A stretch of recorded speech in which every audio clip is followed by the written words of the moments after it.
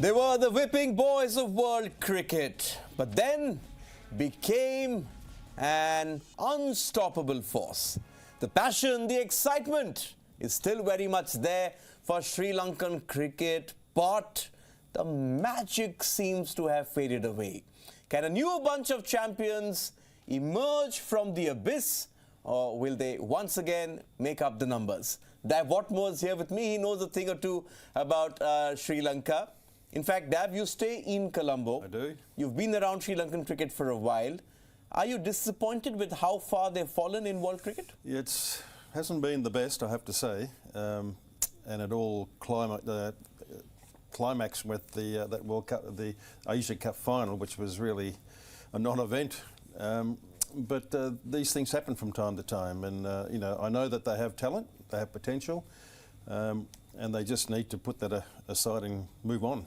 Okay. I was, in fact, last Friday, I was speaking to somebody you know very well, the great Muttaya Muralidharan.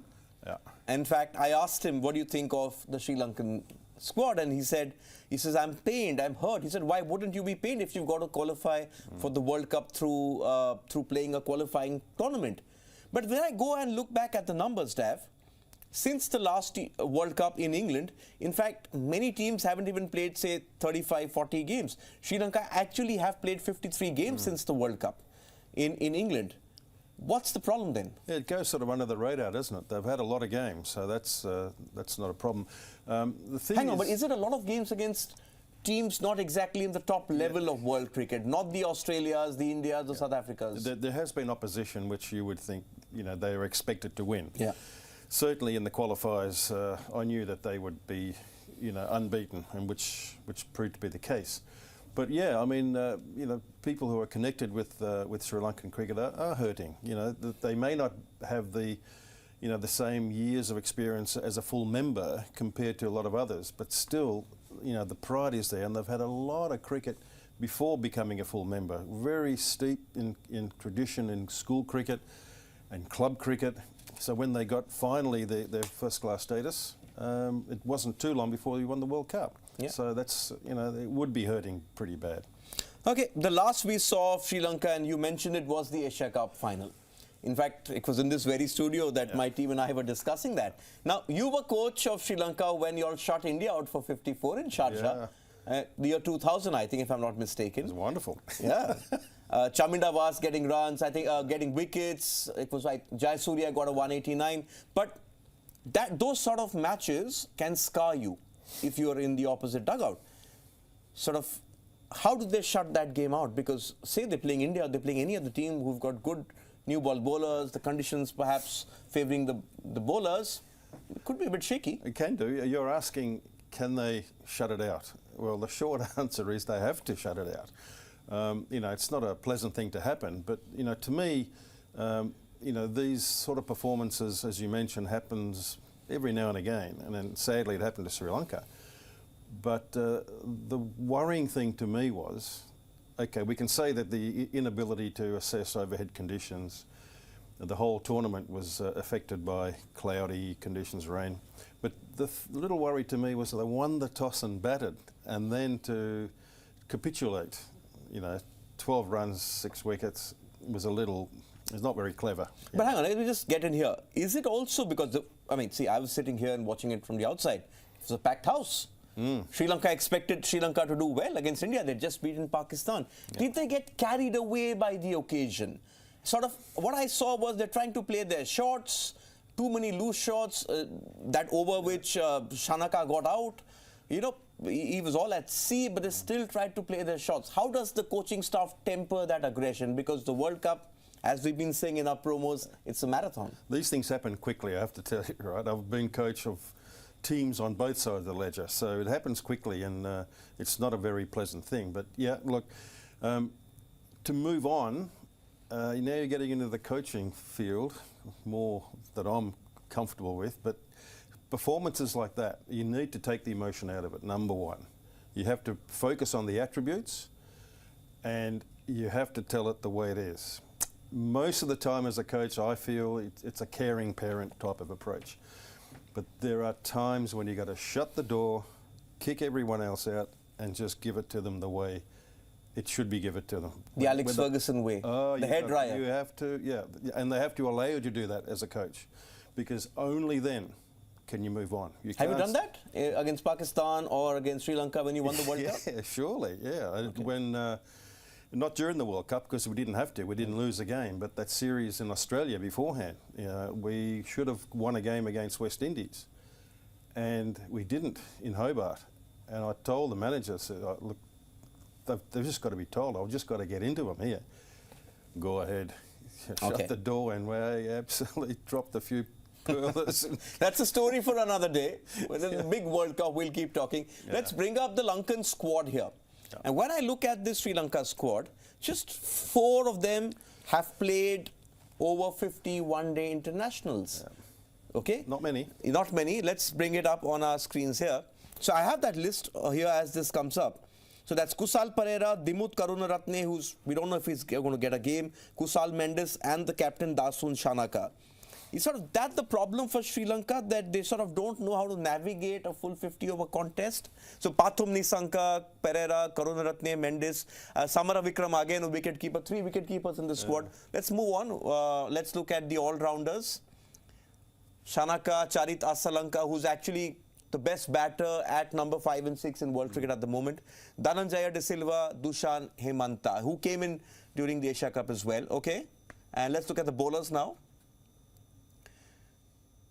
Not their best. That's because of certain injuries which you will touch upon. But Matisha Patirana, Mahesh Tikshana, Dunit Velalage was very impressive during that Asia Cup as well. So yeah, he could also sneak into the all-rounder category. That yes, he's done very well. I would actually put him there. Yeah, yeah.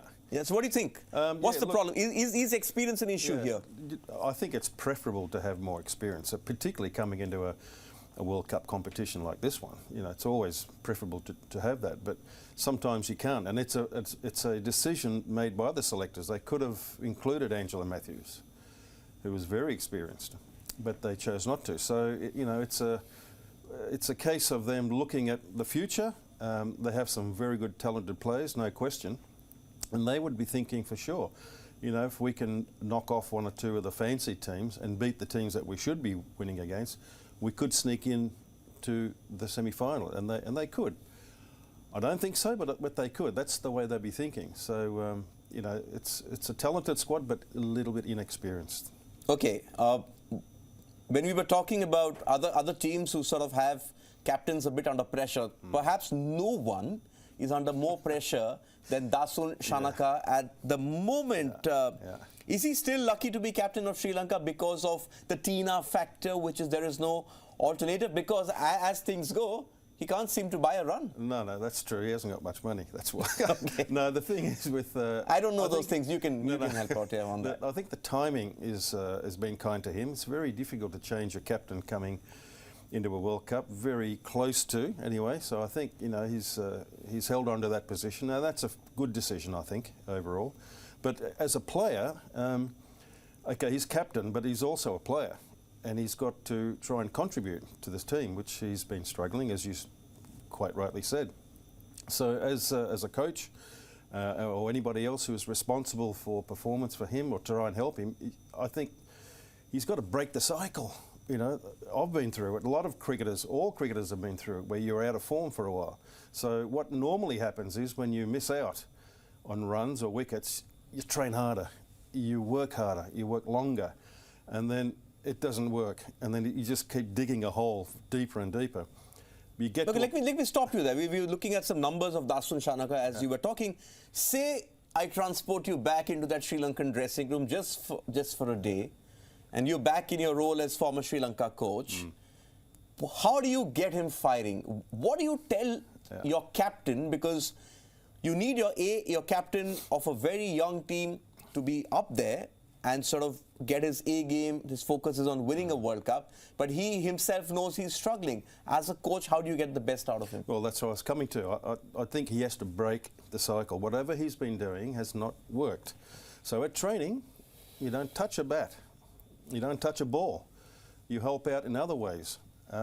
So it's important that also, alongside that, you get genuine confidence from the people who matter, and that's your coaches, could be one or two senior members of the administration, that you honestly feel that you are supported, and there's a warm feeling that we all want you to come back. But one thing's for sure, is as a player, technically it's not working, you've got to break that cycle. You know, if you can do that, and then there's a chance to turn it around. And we all know, and let's not forget, the last time he was in India, he did a pretty decent job. He got 100 as well. Yeah, he was successful. So he's coming into a, into a country that I'm sure has some fond memories. Okay. One player who we didn't see on that list is Wanindu Hasaranga. Yeah, and Dushmantha Chameera. And Dushmantha Chameera, the left arm. How big a blow is it for Sri Lanka? Because especially for Hasaranga, not just is he a genuine wicket taker, he's got what, 47, 48 games, 67 wickets, but he can tonk it, and he's going at a strike rate of 110 lower down the order, which is where they're struggling. Yeah, it's not a big loss, but it's a huge loss. Okay. He's an X factor. Absolutely, and sad for him that he's not part of a wonderful tournament. Sad for the team too. So along with Dushmantha Chameera, both of those boys are capable, I think, of keeping the opposition totals to a manageable figure so they can chase. And if they are setting a total, I think those two guys will play a big role in protecting that total. They're not there. They're going to really miss them, I think. Okay, but every sort of mishap for someone is an opportunity for someone else. Dunit Velalage, he was very, very impressive. And I'll tell you what impressed me. Not just the fact that he took wickets. Against whom did he take those wickets? Against India? Yeah. Who sort of learned to play spin in their sleep. He had some of the best batters of Indian cricket struggling. They didn't know what was coming. Surely, yeah. No, I think he's a wonderful talent, and he got an opportunity because of reasons, as you mentioned. So, he's taken it. I think he's shown that he's got a little bit more than what you think. He's, in the brain, in the head. And I think he's capable of withstanding a bit of pressure. And it's going to come, surely it'll come in some of these games, that he's going to have to overcome that, continue to land the ball in the right area, repeat good deliveries, and, he's going to be an asset to that team a long time to come. Could be one of those emerging stars of this World Cup. Another emerging star is the new slinger in town, Matisha Patirana. In fact, he's sort of been thrust into the spotlight because he was picked by none other than Mahendra Singh Dhoni, you remember, has an eye for talent. Then there's Tikshana as well. So the bowling seems very sorted despite these two not being there. They have a bowling unit which can contain, if not run through, oppositions. Well, that's right. I mean, particularly towards the end of an innings, you need somebody who can bowl right at the end. And that's when the most intense part of the 50-over game is. So if you're able to have one or two of those boys in there who can, keep it down to like 8 and over, even 9 and over is okay, if you know what I mean. And those sort of players are really worth their weight in gold. Okay, you spoke about the qualifier in Zimbabwe. I'm not going to touch upon that. They won all those games. I think the more realistic look at Sri Lanka is the Asia Cup, because you had 4 teams who were playing the World Cup, right?